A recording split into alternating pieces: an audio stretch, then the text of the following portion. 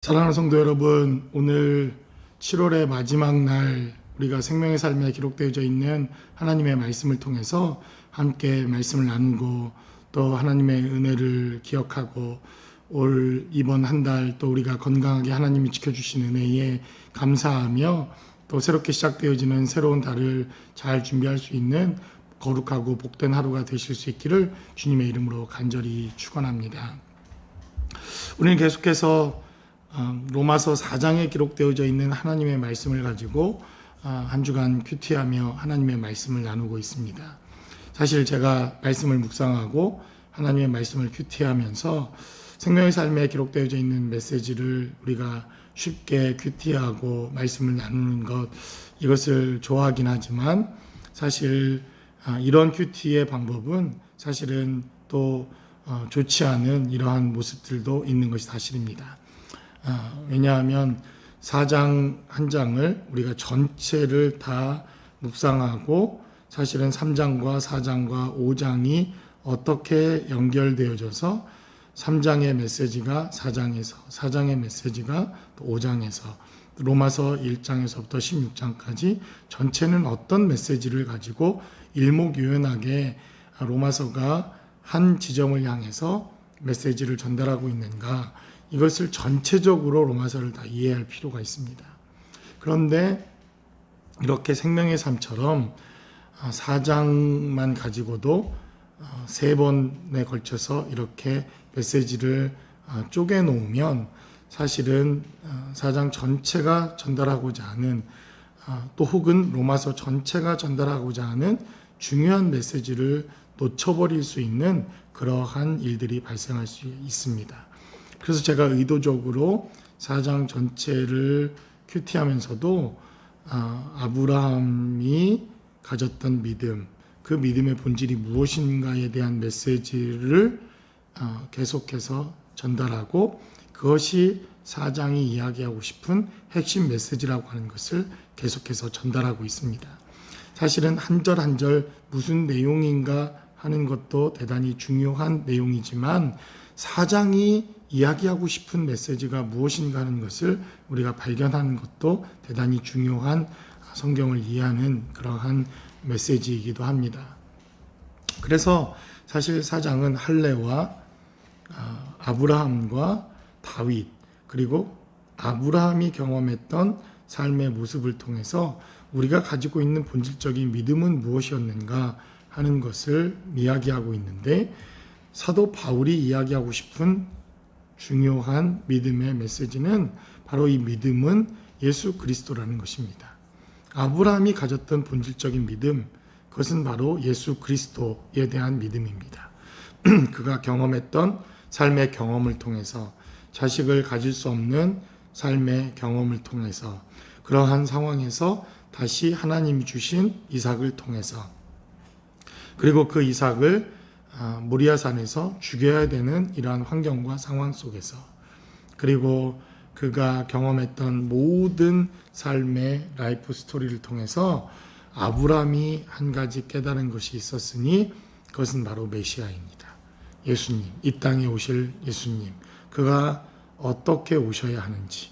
결국 아브라함이 깨달은 것은 이 땅에 메시아가 와야 하는데, 그 메시아가 오기 위해서 그 과정에 아들이 있어야 하고, 그 아들이 또 다른 민족을 만들고, 그 민족은 나라를 이루고, 결국 그 나라와 그 역사적인 시간들을 통해서 하나님께서는 자신의 아들인 예수 그리스도를 이 땅에 보내시겠다고 하는 하나님의 뜻을 깨달은 것, 이것을 성경은 아브라함이 하나님을 믿었다, 하나님을 알았다, 이렇게 증거하고 있습니다.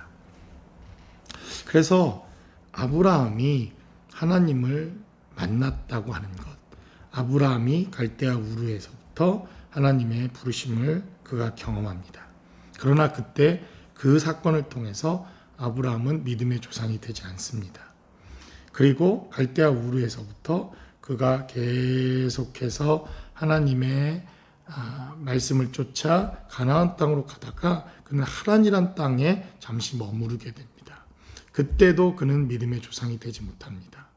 그 하란 땅에서 그는 하나님의 음성을 다시 듣습니다. 아브라함아, 계속해서 믿음의 여정을 시작해라. 가나안 땅으로 가라. 내가 너를 갈대아 우르에서 부른 것은 하란 땅에 머무르라는 것이 아니지 않느냐. 바로 가나안 땅으로 들어가라. 이렇게 다시 그는 또 하나님을 만납니다. 그러나 그 사건을 통해서도 그는 믿음의 조상이 되지 못합니다. 그 이후 가나안 땅에 들어온 이후에도 그는 하나님의 음성을 계속해서 듣고 애굽에 내려가서도 그는 하나님의 음성을 듣습니다. 다시 애굽에 내려간 이후 그는 다시 가나안 땅으로 돌아옵니다. 마물의 상수리 나무에서 그는 또 하나님을 만납니다. 그때도 그는 믿음의 조상이 되지 못합니다. 그러면 언제 아브라함은 믿음의 조상이 되었습니까?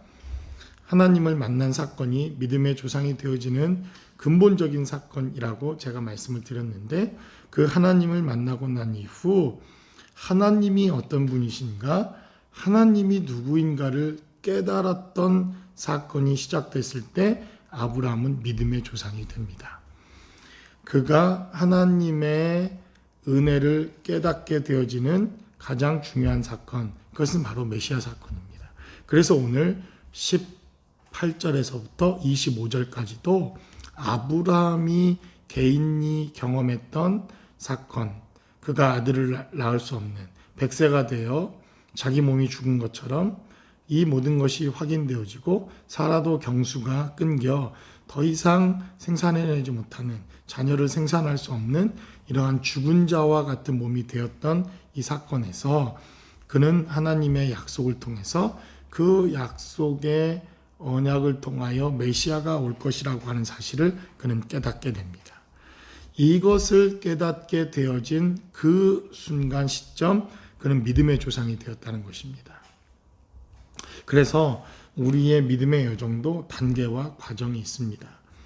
교회 안에 발을 들여놓는 그 순간, 어떤 힘에 의해 아니면 어떤 외부적인 요소든 자신의 마음이든 자신과 전혀 상관없는 가족들의 이끌림이든 교회에 나와 하나님의 말씀을 듣고 하나님의 메시지를 듣던 어느 날 자신의 삶의 자리에 내와 예수 그리스도가 정말 상관이 있구나라고 하는 것을 깨닫게 됩니다. 내 죄를 위해서 예수님이 죽으셨구나. 나를 위해 이 땅에 예수님이 오셨구나. 나를 위해 다시 예수님이 이 땅에 오시겠구나 하는 것을 깨닫는 순간 우리는 바로 그리스도인이 되는 것입니다.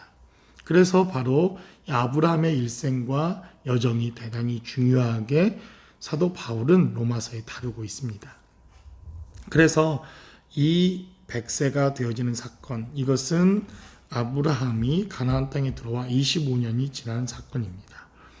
이 여정의 시간들을 통해서 75세에 하란으로부터 그는 하나님의 부르심을 다시 받아 가나안 땅에 들어와 무려 25년 동안이라고 하는 시간을 하나님과 동행하다가 그는 25년 그가 예수 그리스도라고 하는 하나님의 계획과 뜻을 깨닫게 되어지는 어느 시점에서 그는 정말 믿음의 조상이 됩니다.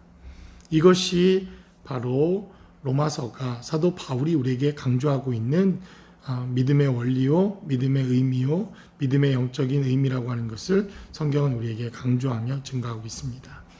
그래서 하나님을 만나는 것으로부터 우리의 믿음의 여정은 시작되지만 하나님을 더욱더 깊이 알고 하나님의 계획과 뜻이 어디에 있는지 이것을 아는 것, 그래서 우리가 그 하나님의 뜻대로 사는 것, 이것을 성경은 믿음이다 이렇게 말합니다. 그래서 오늘 본문에 24절은 기록된 대로 의로 여기심을 받을 우리도 위함이니 라고 말합니다. 바로 그리스도인들을 말하는 것입니다. 사도 바울과 함께 이 로마서를 수신했던 초대교회 그리스도인들을 향해서 우리도 의로 여기심을 받을 것인데 곧 예수 그리스도, 예수 우리 주, 죽은 자 가운데서 살리신 이를 믿는 자니라 라고 말합니다. 어떤 자들이 의로 여김을 받습니까? 예수님을 살리신 분, 예수님이 하나님의 아들이신데 그가 죄 없음으로 인하여 그를 살리신 분이 하나님이라고 하는 것을 믿는 것, 이것이 믿음의 본질이라는 것입니다. 그래서 믿음이 있다, 믿음이 많다, 믿음이 훌륭하다, 우리가 이렇게 정의하는 것을 한번 돌아봐야 할 필요가 있습니다. 정말 믿음이 있다고 하면서 우리는 하나님을 얼마나 알고 있는가? 믿음이 있다고 하면서 하나님의 마음이 무엇인가? 믿음이 있다고 하면서 하나님이 우리에게 보여주신 예수 그리스도, 그분에 대하여 우리는 얼마나 동행하며 삶을 살아가고 있는가? 이것이 우리의 믿음의 근거요. 믿음이라고 하는 것을 이야기할 때 빼놓아서는 안 되는 척도라고 하는 사실을 우리는 기억해야 합니다. 그래서 25절에 기록된 대로 예수는 우리가 범죄한 것 때문에 내줌이 되고 또한 우리를 의롭다 하시기 위하여 살아나셨다. 이것을 믿는 것, 이것을 아는 것, 이것을 깨달아서 내 삶의 자리에 믿음으로 고백할 수 있는 것, 이것을 로마서는 믿음이다 말하고, 이 믿음이 있어야 구원을 받았다라고 말하는 것입니다. 그러므로 여러분, 오늘도 주님과 동행하시며 주님을 깊이 묵상하는 하루의 삶의 자리가 되시길 바랍니다. 이제 7월 한 달 우리의 삶의 자리에 하나님이 지켜주신 은혜, 그리고 예수 그리스도와 동행했던 한 달 동안의 삶의 자리에서 또 다음 한 달 예수님과 동행하여 삶의 자리를 살아내실 수 있는 저와 여러분들의 삶의 자리가 모두 되실 수 있기를 주님의 이름으로 간절히 축원합니다.